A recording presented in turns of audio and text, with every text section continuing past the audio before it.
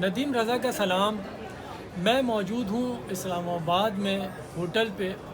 Dinner کر رہا تھا، تو اتنے میں خبر ایک آتی ہے قطر سے کہ قطر کی جو 2017 سے ناکہ بندی کی ہے سعودی عرب نے، وہ ان کے درمیان اب معاہدہ ہونے جا رہا ہے۔ اچھا، اس معاہدہ کیسے ہونے جا رہا ہے اور کیوں سعودی عرب کی محبت جاگی قطر سے، اس کی وجوہات کیا ہیں وہ بتانا مقصود ہے۔ اس کے پیچھے بیک گراؤنڈ ہے کیا، کیونکہ قطر کی جون 2017 سے سعودی عرب نے ناکہ بندی کی تھی، صرف یہ کہ وہ ایران کا ساتھ دے رہا تھا اور اس کے اوپر دہشت گردی کا الزام لگایا جا رہا تھا کہ دہشت گردوں کی مالی معاونت کر رہا ہے، تو یہ الزام تھا اس کے اوپر۔ اس کے بعد سعودی عرب نے جون 2017 میں قطر کی ناکہ بندی کی۔ قطر ایک چھوٹا سا ملک ہے۔ اچھا، اسی ناکہ بندی کی حمایت متحدہ عرب امارات نے کی، بحرین نے کی اور مصر نے کی، کیونکہ یہ سعودی عرب کے ہم نوا ہیں۔ جو سعودی عرب چاہتا ہے وہ اسی طرح سے اس پہ عمل درآمد کرتے ہیں۔ تو اب یہ تازہ لہر جو آئی ہے قطر کے محبت والی، وہ اس لیے آئی ہے کہ قطر نے ایران کی سائنسدان کا جو مرڈر ہوا تھا، جو ٹارگٹ کلنگ ہوئی تھی، اس کی شدید مذمت کی ہے۔ نہ صرف مذمت کی ہے بلکہ قطر کے وزیر خارجہ نے ایران کے وزیر خارجہ کو فون کیا اور اپنی طرف سے، اپنے ملک کی طرف سے ہمدردی کا اظہار کیا اور اس سانحے کی مذمت کی۔ تو یہ بڑا ناگوار گزرا، گو کہ دیگر بھی عرب ممالک، جیسے کویت نے بھی ہلکی پھلکی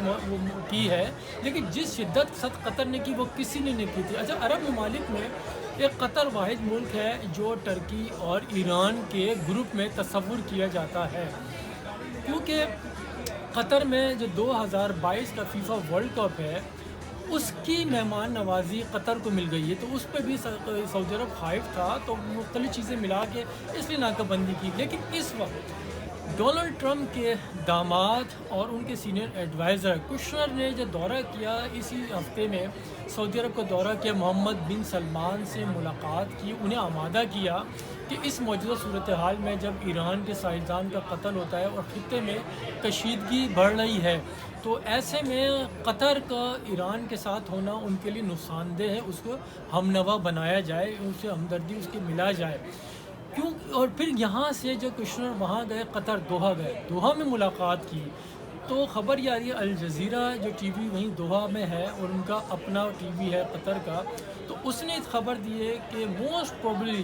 انتہائی یعنی کہ کم وقت میں یہ معاہدہ ہونے جا رہا ہے اور جو قطر کی جو ناکہ بندی کی تھی وہ اٹھا لی جائے گی، کیونکہ قطر کی جو بیس ہے، جو وہاں پہ فوجی اڈہ ہے، وہ بھی استعمال میں لے کے آنا ہے، تو وہ اس لیے اس کو اپنا ہم نوا بنا رہے ہیں۔ جو خطے کی جو تازہ ترین صورتحال ہے، جو مشرق وسطیٰ میں، یہ گلف ممالک میں جو صورتحال خراب ہو رہی ہے کہ وہاں پہ اسلحے کا ڈھیر لگ رہا ہے، ہر کوئی اپنا دفاعی نظام مستحکم کر رہا ہے، کیونکہ ایران کے پاس جو ٹیکنالوجی ہے، وہ جو دفاعی نظام ہے، اس کا میزائل سسٹم ہے، وہ خطے میں کہا جاتا ہے سب سے اسٹرانگ ہے،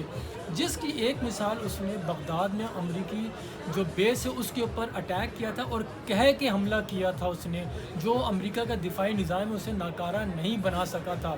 تو اسی لیے یہاں پہ بھی اس خطے میں دوڑ چل رہی ہے، لیکن یہ تازہ ترین اپڈیٹ ہے کہ قطر اور سعودی عرب ایک ساتھ ہونے جا رہے ہیں۔ ایک ساتھ ہونے جانے سے مراد یہ ہے کہ ان میں معاہدہ ہونے جا رہا ہے۔ جو لاک ڈاؤن تھا، جو اس کی ناکہ بندی جون 2017 سے کی تھی، ان قریب اس کو اٹھا لی جائے گی۔ ابھی گو کہ جو خبر ہے اس کے اندر یو اے ای، بحرین اور ایجپٹ شامل نہیں ہے، لیکن وہ بنیادی طور پہ سعودی عرب نے پابندی لگائی تھی، تو اس لیے وہ بھی پابندی اٹھا لیں گے، کیونکہ ابھی جو قطر کے جہاز ہیں وہ ان ممالک کی فضائی حدود کو کراس نہیں کرتے ہیں، لیکن فوری طور پہ فضائی حدود کھولنے کا امکان ہے اور انتہائی جلد ہے۔ تو یہ تازہ ترین خطے کی یہ صورتحال ہے۔ قطر اور سعودی عرب